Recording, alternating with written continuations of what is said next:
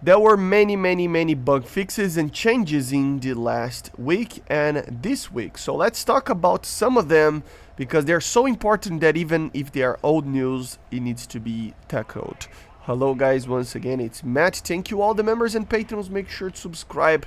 And we are here to test out some of the bug fixes and changes that they did to War Thunder. The first one that they did last week was basically they completely changed how aircraft break their wings. Okay, so now you're not gonna just have a snap and break your wings. You're basically going to have to maintain your weird turn that you are doing to actually make the wing break. This makes it so that you can actually do some proper maneuvers with an aircraft, such as, like for example, this going back to negative and positive while rolling in a very high G scenario. That was basically something impossible to do depending on the situation with an aircraft such as this, right? So now basically all aircraft will take a little bit longer to actually break their wings. This is a big deal, guys. It really is a big deal. It makes it for a more realistic and a little bit, less out of nowhere break of the wing itself. Just one thing, this doesn't mean that it will have kind of a damage simulation that it will get to a certain damage and then break. It's basically a time thing, so it's not going to basically damage the wing so that afterwards you do a snap break, basically, right? So yeah, that's the first one. The second change was that radars now with the tilt command, basically the stabilization of the radar antenna, it's an option that you can actually turn it on, if I'm not mistaken here. Let me just find it because there is so many things over here. If I'm not mistaken, this is the one, constant elevation of radar antenna. It needs to be off, if I'm not mistaken. And then it will stabilize the antenna on the horizon, right? But if you move your limits to a higher roll rate than the gimbal can actually take, so for example, if you roll it like this, the radar is still going for that target over there, as you see right there, right? But if you actually roll it too much, the gimbal limits will start to tilt the antenna as well, right? This sometimes created a problem of just making the antenna,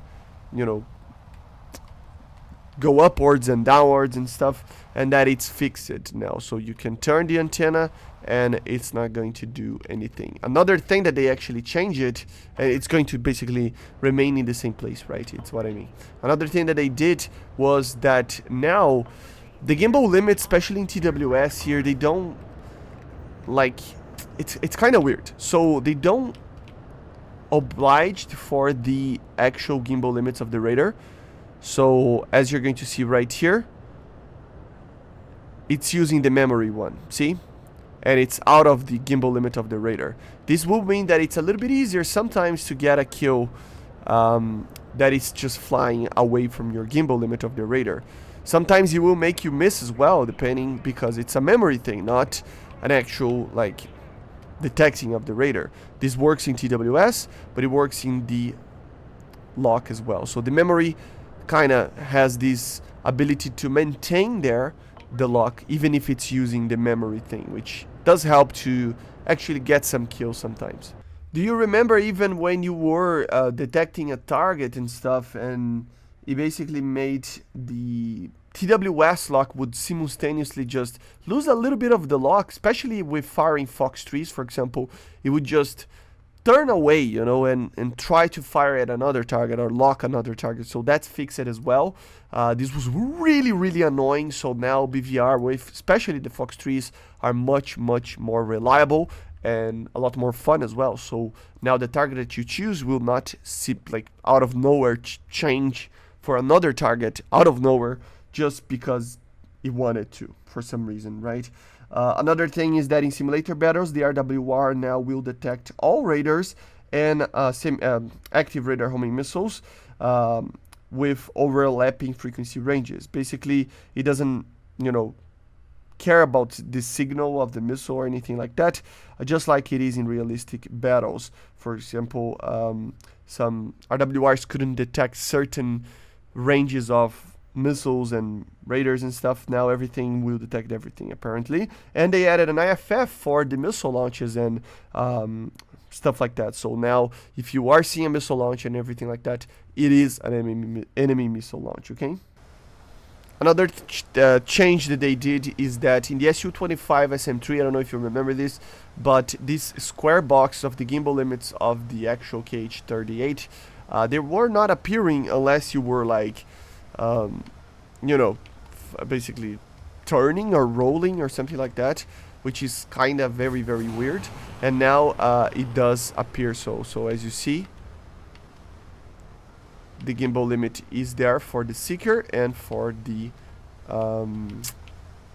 missile launch as well. So it really does help a bit. There was 3 changes to flares and chaff systems. So now the SMT, for example, has the correct amount of large countermeasures and small countermeasures. So they fixed that. They fixed it on the Mirage F1 as well, the amount of them of countermeasures and stuff. So now it's in the CT, sorry, not the normal one, but yeah, they fixed the amount of countermeasures as well. And also every vehicle that uses the boss countermeasure pod, so we can talk about the Tornado, the IDSs, for example, some vegans, aircraft like that. This pod over here, they fixed the amount of countermeasures as well, which helps a lot as well. So as you see, you have a lot of countermeasures now in this thing, like a lot. I don't know if this is like an internal one and the other one, or it's just like this one carries this amount of countermeasures, because it's a lot of countermeasures. Let me just check if it's the same amount in the vegan. Oh, I have to change it up. Hold up. I have to bring...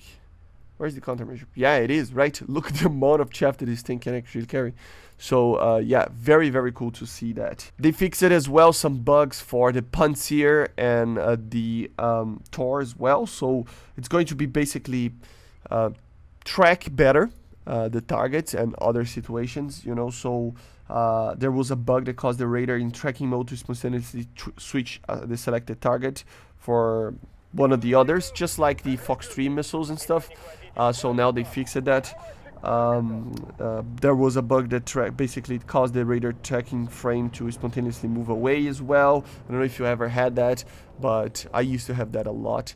So it is, just a little bit better to actually track targets with these radars, which can be a good thing and can be a bad thing, because these things are already one of the best EA systems ever, right, in the game. There was a performance degradation when using chaff, in CPU, GPU and stuff. So they fixed that. There was a bug that caused the ejection seats to remain floating in the air. They fixed that. In ground realistic battles, the spawn costs of air-to-air missiles now depends on the seeker type. So the more advanced it is, the more expensive it is going to be. As well as guided bombs as well. So, for example, an R60 will cost less than R73 apparently, or something like that. And early types of bombs and later types of bombs and stuff, it will cost differently to a certain extent, depending on mass and stuff like that on the bomb. So there were multiple things that they added like that. Now we can change finally the crew members by just dragging them, which is way better than this system over here that they, you have to click and click. Now you can just, click it right here on the sides over here, and then you just push it to the sides, and then you can organize yourself, which is a much better thing that happened. And then there were some little things like replace sensor views, increase it in range, the amount of markers you can see. The player's ability to see the destruction of your own vehicle in ground battles will now remain on the vehicle itself, not showing the enemy's vehicle, just showing where it penetrated and how and stuff, and where the shot came from. There's going to be a hint of how to fire if you're trying to fire guided weaponry. This is more for ground battles, for air to ground missiles, but if you're trying to fire in different directions, the missiles and stuff. So yeah, that's very good. And then there were little things that they added today with the decompression. Of course, they added the decompression of BRs, and with it, we can see some things, like for example, some very interesting things actually. The R77 in the J11A is now called the RVVA1, which is the exported name for it. So yeah, very, very cool to see that. There were some changes to how you actually grind stuff for some vehicles. So for example, the EDF now doesn't have the M7 to actually grind it out. The Mirages, for example, they don't have the Super 530 F, I think it is. Yeah, it's the F, right? To research. And now if you bought it with Golden Eagles, with Silver Lions, anything, you're gonna get a boost on it. You're gonna, not a boost, like a, the equivalent amount that you spent back. So there are multiple vehicles that have that. Not gonna get to each of it, but basically these are the changes, many big ones. That's why I wanted to actually do this video. I know some of them and most of them are old news, but I really wanted to show to you guys because there are many ones that they're too important to not even do one video about.